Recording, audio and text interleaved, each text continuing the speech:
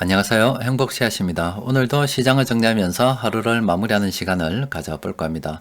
오늘 우리 시장은 코스피도 코스닥도 상승 마감했습니다. 코스피는 0.72%, 그리고 코스닥은 2.66% 상승 마감했습니다.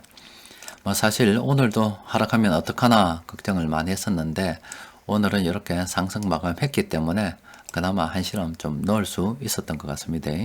자, 계속해서 시장 수급 들여다보면은 코스피에서는 외국인들 빼고 나머지 세력들은 매수했습니다.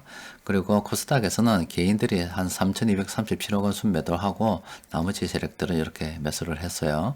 또 그리고 전체 종목들을 볼 때 코스닥에서도 그리고 코스피에서도 하락한 종목들보다 상승한 종목들이 훨씬 더 많은 그런 날이었습니다.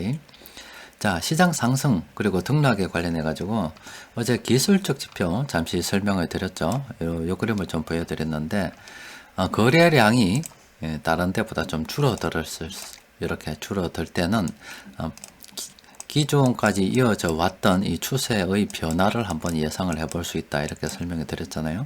또 반대로 이렇게 거래량이 갑자기 최근에 비해서 어느 정도 특정 기간에 비해 가지고 많았을 때도 이 역시 기존에 해오던 이 추세와 반대의 방향을 한번 생각해 볼 수 있다라고 말씀드렸습니다. 수급 분석을 하면서 우리가 굳이 기술적 지표를 참고를 할 필요는 없습니다. 그런데도 우리가 가끔은 기술적 지표를 좀 참고를 할 필요가 있는 것이, 많은 사람들이 보기 때문에 참고를 해볼 만하다는 겁니다. 우리가 여러 가지 재무제표들 특히 숫자로 많이 돼가지고 보기가 상당히 어렵죠. 또 그리고 뉴스들 같은 경우는 텍스트로 돼가지고 그 역시 보기가 어렵습니다. 그런데 기술적 지표는 너무나 간단해요. 이 가격에 여러 가지 모든 상황들이 다 반영이 되어 있다, 이렇게 봐버리거든요. 또 그리고 거래량에 투자 심리도 반영이 되어 있다, 이렇게 봐버리는데, 이 가격과 거래량 두 가지 안에 모든 것이 다 들어가 있다라고 보고, 너무나 보는 것이 일단 간단하기 때문에 너도 나도 사람들이 참고를 많이 한다, 이 말이에요. 그래서 남들이 많이 보기 때문에 의미가 있다, 이렇게도 생각해 볼 필요가 있습니다. 그래서 기술적 지표를 무조건 다 무시한다, 그런 건 아니라, 남들이 많이 보는 거기 때문에 특정한 지점에서는 의미가 있을 수도 있다. 그러니까 이렇게 평소와는 다른 이렇게 많은 거래량이 동반될 때, 또 그리고 평소와는 다른 이렇게 거래량이 또 이렇게 너무 급격하게 줄어들 때, 이런 지점들이 있잖아요. 크게 변할 수도 있고 짧게 변할 수도 있는데, 어쨌든 이렇게 평소와는 다른 움직임이 보인다면 그 역시 추세 역시 평소와는 다르게 흘러갈 수도 있다, 이렇게 예상을 한 사람들이 많을 거다, 이 말입니다. 그러면 설레발이 쳐서 미리 예상하는 그런 매매도 하거든요. 그러니까 또 그에 따라서 시장이 움직이는 경향도 있어요. 그래서 지금은 그동안 많이 흘러내렸기 때문에 거래량도 이렇게 많이 줄어서 반등에 대한 생각도 한번 해볼 필요가 있습니다. 그런데 일단 오늘 시장이 올랐기 때문에 왜 올랐는가 생각을 해봐야 되잖아요. 그런데 그 올랐는 이유가 정말로 터무니가 없습니다. 한 며칠 전만 하더라도 중국이 금리를 내린다는 것은 얼마나 경기가 좋지 않으면 금리를 내리겠노, 이렇게 해석이 되었잖아요. 그런데 곧바로 연속해서 지금 금리를 내렸는데도 불구하고 내렸잖아요. 중국이 경기 부양하는 겁다, 돈 푼단다, 이렇게 해서 지금 또 시장에서 좋게 봤기 때문에 이렇게 또 시장이 올랐다 볼 수 있습니다. 그럼 이게 뭐냐? 이게 뭐냐? 왜 똑같은 사안을 놓고서 어제는, 그저께는 이렇게 하락을 해석하고 오늘은 왜 상승으로 해석이 되느냐? 이게 뭐냐? 참 궁금하죠. 그런데 참 희한합니다. 여러분들 그 영화 같은 거 보면은 열린 결말이라고 들어보신 적 있습니까? 답이 없는 거. 이 주식시장은 답이 없어요. 그냥 오르면 좋은 거고 떨어지면 나쁜 겁니다. 뉴스하고는 없고, 그 결과를 놓고 봤을 때 오르면 그냥 좋은 겁니다. 그러니까 오늘 시장 올랐죠? 중국 시장 때마침 금리를 내렸죠? 그러면 경기 침체보다는 돈을 많이 풀어서 경기 부양을 하겠구나, 좀 경기 침체 우려가 이런 금리 인하로 인해서 좀 털어낼 수 있을까? 이렇게 긍정적으로 또 시작을 해석해 버린단 말이죠. 그래서 어떻게 보면은 그런 걸 보고서, 야, 이거 주식 분석하는 사람들 맨날 말이나 바꾸고 이 새끼들 막 이렇게 이야기할 수도 있어요. 그런데 원래 시장이 그렇습니다. 이렇다가도 내일 또 세력들이 막 팔아가지고 시장 쑥 떨어지죠? 그러면은 그게 아니었어. 어제까지만 하더라도 이 금리를 내린다는 것은 중국의 강력한 경기 부양 의지를 보여줬던 거야. 이렇게 해석했는데, 역시나, 중국의 그 정부의 의지만으로도 안 되는구나. 중국은 침체에 접어들었구나. 뭐 시장이 하락하면 이렇게 또 해석이 되어본다, 이 말이에요. 주식시장은 답이 없고 그때그때 대응하는 건데, 그러면 이런 건 어렵잖아요. 이 하루하루 등락을 어떻게 알 끼냐고, 우리가. 사람들의 심정을 어떻게 아냐고. 예전에도 자주 말씀드렸죠. 자기가 자기 속마음도 잘 모르는데 어떻게 다른 사람들의 속마음을 알겠냐고. 그래서 이렇게 단기적인 이 변동성들 있죠. 이걸 맞추려고 하면은 말 그대로 말 장난이 되어버립니다. 일관성이 없어질 수도 있어요. 원래 또 시장이 그런 거고 어제 다르고 오늘 다르기 때문에 그렇습니다. 그래서 이런 등락에 뭐 일비1희 하지 말고 그냥 멀리 보고, 이 자본주의 세상은 이 등락이 있을 수도 있어. 하지만 이렇게 멀리 보면은 우상향한다. 이런 걸 믿고서 그냥 쭉 묵묵히 자기 갈 길을 걸어가는 겁니다. 기준금리 구경한 김에 좀 더 봅시다. 요거는 중국의 기준금리입니다. 기준금리가 이거는 어떤 기준으로 이런 걸 나타내는지 모르겠습니다만은, 일단 기준금리는 당연하죠. 시장에 미치는 영향이 굉장히 크다라고 볼 수가 있죠. 또 그리고 솔직히 말씀드려서 이 각 개별 종목, 우리 이 종합주가 지수로 가는 것은 주식시장에 상장된 수많은 종목들의 어떤 이렇게 여러 가지 방법으로 산출을 하는 겁니다. 우리나라는 뭐 시가총액을 기준으로 해서도 보고, 또 미국 다우 같은 경우는 또 그런 거 아니죠. 뭐 시가총액이 크든 작든 간에 이렇게 등락을 보고서 보고, 하여튼 보는 방법이 여러 가지가 있는데, 이런 지수들은 각 개별 종목으로부터 시작이 된다 이 말이죠. 그러니까 요거는 내부적인 어떤 상황에 대한 이야기인데, 솔직히 이 금리는 주식시장 내부에 있는 종목이 아닙니다. 그 외부입니다. 그러니까 이게 주식시장이다 보면 주식시장 밖에서 일어난 일입니다. 그런데 이런 걸 갖다가 여기 이제 시장에 미치는 영향력이 매우 높다 이렇게 돼 있죠. 하여튼 이 기준에 대해서는 이제 잘 모르겠습니다만, 하여튼 높은 건 맞아요. 근데 이 기준금리의 등락에 따라서 시장에 영향을 받잖아요. 그걸 갖다가 우리 주식시장에서는 시장의 체계적 위험이라고 이야기하는 겁니다. 하여튼 종목과 상관이 없는 외부적인 영향에 의해서 우리 시장에 영향을 받는 거다 이 이야기입니다. 그런데 그 외부적인 영향은 답이 없어요. 참 이 주식시장 관련해서 사람들이 물어볼 때 참 대답하기 곤란한 것은, 사람들은 명확한 답을 얻기를 원하는데 답이 없다니까요. 지금은 금리가 영향을 미치고 있습니다. 그리고 그 외에 이 금리를 바라보는 투자자들의 심리도 영향을 미치죠. 또 때로는 정치가 시장에 영향을 미칩니다. 때로는 자연재해 이런 것들도 시장에 또 영향을 미치게 됩니다. 또 그리고 저 먼 나라에서 일어난 전쟁 이런 것도 시장에 영향을 미치게 됩니다. 그러니까 이런 요인들은 헤아릴 수 없이 많고 그때그때 다르고, 또 그때그때 이 조합되는 이 것들도 다 다릅니다. 그래서 주식시장은 그냥 늘 보고 그 흐름에 대한 감각을 익혀가는 거고, 단기적인 변동성을 예측하는 것보다는 멀리 보고 우리는 자본주의 그 자체를 믿고 가는 게 낫다 이런 말입니다.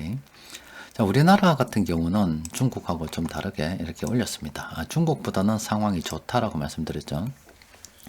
이렇게 우리가 기준금리를 올릴 수 있는 것은 우리나라 기업들이 탄탄하기 때문에 올릴 수 있다라고 말씀드렸습니다. 그렇기 때문에 과감하게 지금 이렇게 막 올려도 물론 어렵긴 하지만 버텨낸다입니까? 중국 같은 경우는 지금 왜 저렇게 기준금리를 내려야 되는 상황이냐면 우리하고 좀 다르죠. 중국은 요게 중국이라고 하면 이 중국 내에서 이 부동산이 차지하는 비중이 엄청 났었다 이 말. 이 정도 중국 GDP에서 이 정도 됐다 이 말입니다. 그런데 이제 중국이 우리가 한국에서 취했던 문제들을 이제 자기들도 같이 처하게 되는 거죠. 우리 한국 같은 경우도 국민들 부채를 이용해서 네 빚 좀 내라 이렇게 국민들한테 사실 떠넘겨 가지고, 국가가 부채를 짓는 게 아니라 국민들에게 떠넘겼어요. 그래서 국민들의 가계부채가 많이 늘어났죠. 그러니까 국민들에게 돈을 갖다가 막 빚지게 해서 국가가 이만큼 성장을 한 겁니다. 그런데 중국도 마찬가지로 부동산 경기를 이용해서 국가가 집을 어떻게 다 사줍니까? 국민들 보고 살아 해서 다 개개인들이 빚지게 만든 거예요. 뭐 중국 택시 기사도 집이 5개나 있고 희한합니다. 중국에는 빈집이 막 이렇게 보니까 9천만 개, 1억 개 빈집이 한 번도 사람이 들어가서 살지 않은 집이 9천만 개, 이렇게 뭐 이렇게 이야기를 하더라고요. 그래서 뭐 진짜 뭐 좀 뭐 어느 정도 된다 그러면은 집이 5채, 뭐 10채 이렇게 있는 집들이 엄청 많습니다. 그래서 이 부동산이 그만큼 경제에 차지하는 비중이 큰데 지금 이게 흔들흔들 거린다 이 말이에요. 계속 이렇게 갈 수는 없기 때문에. 그래서 중국이 부동산 규제를 시작하고 헝다도 지금 파산이 나고 뭐 이렇게 여러 헝다뿐만이 아니라 자잘한 것도 엄청나게 많이 일어났겠죠. 그렇기 때문에 기준금리를 중국은 이렇게 내릴 수밖에 없는 상황이에요. 이 경제 체질이 허약하기 때문에 지금 중국이 허약하다 이 말이에요. 그래서 경기 침체 우려가 이제 나왔던 건데 사실 오늘 기준금리 이렇게 내렸다고 해서 경기 부양하려고 하는갑다 이래 돼서 오늘 올랐는데 이게 내일 또 이렇게 연장선상으로 해석이 되는 건 아니다 이 말입니다. 중국이 안 좋다는 건 맞아요. 우리나라는 이렇게 올린다는 것은 괜찮다라고 하는 겁니다. 우리나라 경기는 그 기업들 아니면 이 경제 체질은 괜찮아요. 그리고 뭐 일본도 봐야 되겠죠. 다 봤는데 이게 이 새끼들 이거 뭐고 이거 이 뭐 이런 일이 다 있노? 이게 빵인데 기준금리가 이 새끼들 막 기준금리가 마이너스 0.1이네. 이 새끼들 골치 아프네 일본 놈들. 기준금리가 마이너스 0.1이라니까 이게 지금 말이 돼요? 희한한 일이 벌어지고 있는데 솔직히 남의 일이 아닙니다. 우리나라도 지금 성장률이 한 1% 됩니까? 뭐 굉장히 낮았잖아요. 우리 예전에 언제고 저기 뭐 저 1990년대 초 그때만 다 6%뭐 이래 됐습니다. 예전에는 뭐 구지는 8%, 10%막 이랬죠. 엄청 높았습니다. 그런데 거기 뭐 김영삼 정부 다음에 김대중 정부 때 내려가더니 또 그리고 그 이후에 또 누굽니까? 노무현 정부 때도 내려가더니 이명박 정부 때 내려가더니 박근혜 정부 때 내려가더니 지금 문재인 정부 때 기준금리가 지금 우리나라 경제 성장률이 계속 이렇게 하락하고 있습니다. 이제 조금만 더 가면 우리 제로 성장으로 갈 수도 있어요. 그 다음으로 가면 요겁니다. 이거예요. 어떻게 될지 모릅니다. 우리나라가 영원히 잘 나갈 수 있다는 건 아니라서 항상 이래 국민들이 좀 이 점에 대해서 깊게 좀 생각해 봐야 됩니다. 이 역대 정부가 노력을 안 한 건 아닐 겁니다.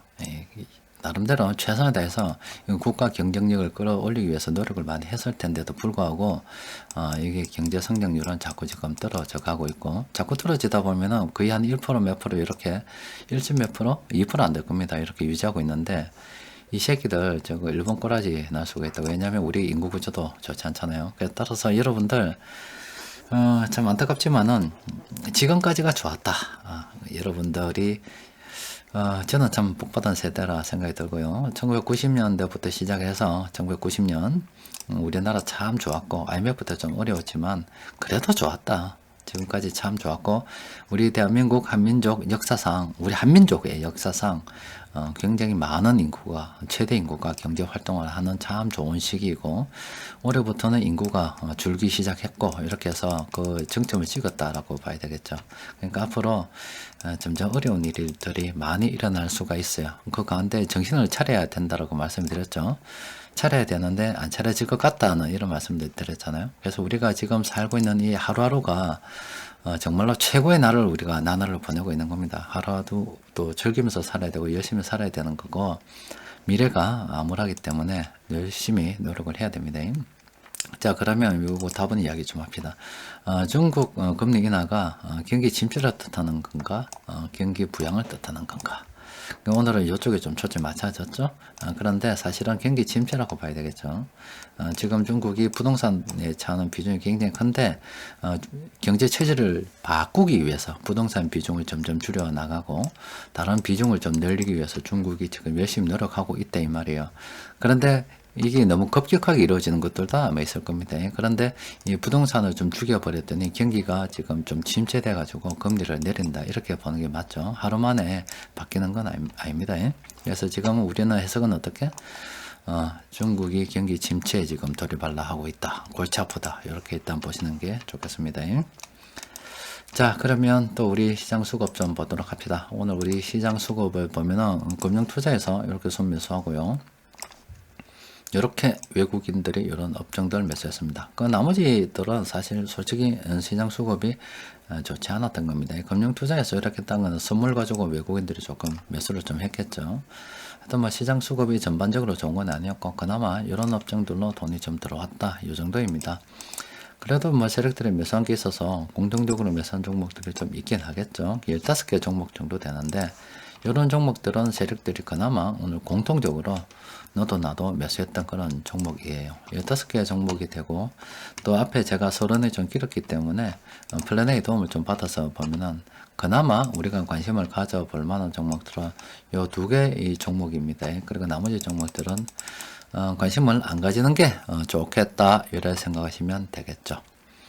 자, 그리고 변곡점 지표를 통해서 오늘 좀 조심해야 되는 종목, 관심 가져야 되는 종목 살펴보니까 다 조심해야 된다. LG 디스플레이 단기적으로 이렇게 좀 올라가지고 조심을 좀 해야 된다 이런 거고, 또 빅솔론 조심해야 됩니다. 성운산업도 조심해야 되고 자화전자도 조심해야 됩니다.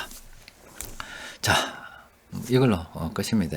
오늘은 뭐 시장에 특별한 일이 없었고 뭐 그나마 조금 특별했다 그러면은 아이고 올랐다 오늘 떨어지면 어떡하노 싶었는데 오늘은 좀 올랐다는 거고, 오늘이 솔직히 오를 이유가 없었다 이건 정신병자입니다.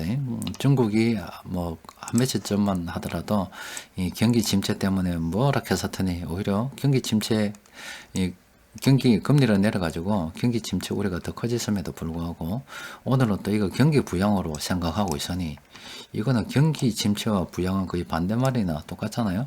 그런데 똑같은 사안을 놓고서 하나는 일로 가고 하나는 이런 이야기하면 이건 정신병자지. 이게 되겠습니까? 그런데 원래 주식시장은 이런 거라니까. 원래 주식시장은 답이 없고 그날그날 해석이 바뀝니다. 희한하죠.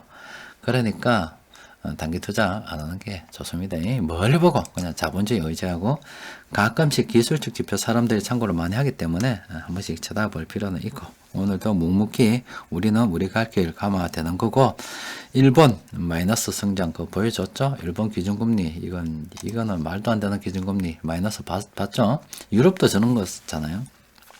유럽도 병자고 일본도 병자입니다. 앞으로 뭐 희망을 꼭 가져본다 그러면은 우리 아시아 쪽에 이 중국 주변국들 있죠. 중국 주변국들 탈중국 때문에 그래요. 이 지금 뭐 말 넘기면 좀 더 설명합시다.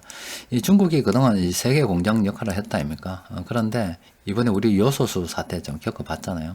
또 그리고 이 중국이 자꾸 크니까 이 새끼들 지금 온갖 못된 짓을 뭐 저거 따나해서 생존 방법에 대한 이야기를 하는 건데, 다른 나라 입장에서 보면 온데 뭐 횡포가 너무 좀 심하잖아요.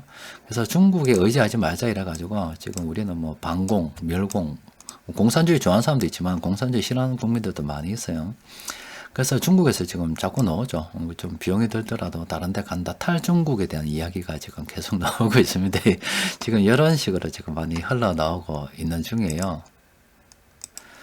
그래서 이제 이 주변국들이 조금 수혜를 좀 입은 게 있는데, 그러면 유럽도 일본도 지금 병자잖아요. 일본 병자. 지금 유럽도 병자들입니다.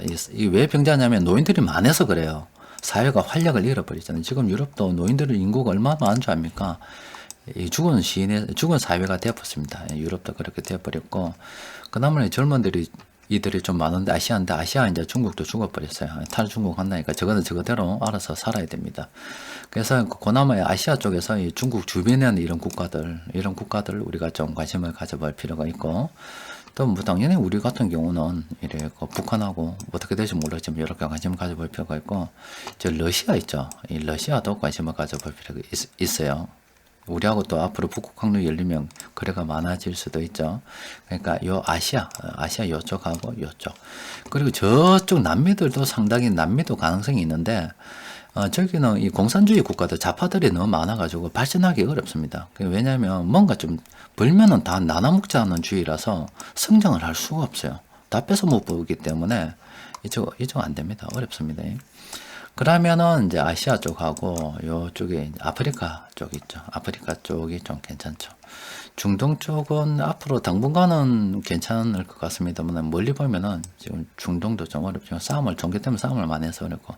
그럼 돈 벌 때가 이거 아닙니까? 아시아, 중국 주변 이거는 중국이 허튼지 돼가지고 중국 주변이 오히려 수혜를 입는 경향이 있는데 어쨌든 요게 우리가 살아생전 우리한테 돈 벌어줄 국가고 우리는 은퇴하면은 요 아시아 쪽 요 국가들에 가서 좀 노는 게 좋겠죠. 또 그리고 이 일본 안 되고 유럽 안 되고 저기 중동도 좀 어렵고 남미 쪽은 이 공산주의자들 사회주의자들 때문에 좀 안 돼요. 그리고 아프리카 쪽은 좀 복잡하긴 하겠지만은 이념이 앞으로 뭐 이 정도는 아니니까 요쪽이 좀 괜찮고 뭐 대충 읽어보면 되죠. 우리나라는 뭐 괜찮죠. 괜찮긴 해요. 그런데 재수 없으면 일본이나 유럽과 같은 병자가 될 수 있는 그런 국가가 될 수도 있다. 대충 이런 거는 좀 알고는 있어야 되겠죠. 그리고 우리나라 인구 구조상 좀 그렇고 우리나라 인구 구조가 지금 노인들이 점점 많아지고 또 좌파들이 많이 득실할 수밖에 없는 그런 상황입니다. 그 좌파가 나쁘다는 게 아니고요. 나나 달라 이런 사람들이 많을 수밖에 없는 그런 상황이라서 우리나라가 모르겠어요. 여기서 도약하지 못하면은 일본처럼 될 가능성이 있고 희망을 가진다 그러면은 뭐 북한이나 동아시아 경제권으로 한번 도약할 수 있는 어떤 갈림길에 놓인 것 같아요. 사회 분위기가 어떻게 흘러갈지 모르겠습니다만은 남미 같은 국가로 되느냐 아니면 일본 같은 국가로 되느냐 아니면 한 단계 더 도약해서 정말로 이제 한 세계에서 한 4위 안에 드는 그런 막강한 국가가 될 것인가 그런 선택의 어떤 갈림길에 딱 놓여가지고 있는데 아직은 뭐 정확하게 저도 그 부분은 모르겠습니다. 그런데 지금 현재 추세로 봐서는 일본이나 남미 쪽 이런 쪽으로 갈 가능성도 상당히 있지 않을까 싶은데 뭐 상황은 언제든지 또 바뀔 수도 있죠. 그거는 정확하게 잘 모르겠습니다만은 일단은 뭐 상황이 대충 그래 흘러간다. 대충 우리가 그원의 지점에 있고 지금 국가적으로 봐서도 중요한 우리가 변곡점에 딱 놓여가고 있구나. 국민들이 지금 한마음 한뜻으로 나라 한 단계 더 도약하기 위해서 힘을 좀 합쳐야 되고 시스템을 좀 더 다듬어야 되고 의지를 좀 더 다져야 될 때이구나. 대충 이런 것들은 좀 알고 있어야 되겠죠. 자, 오늘은 여기까지 정리하도록 하겠습니다. 이상입니다.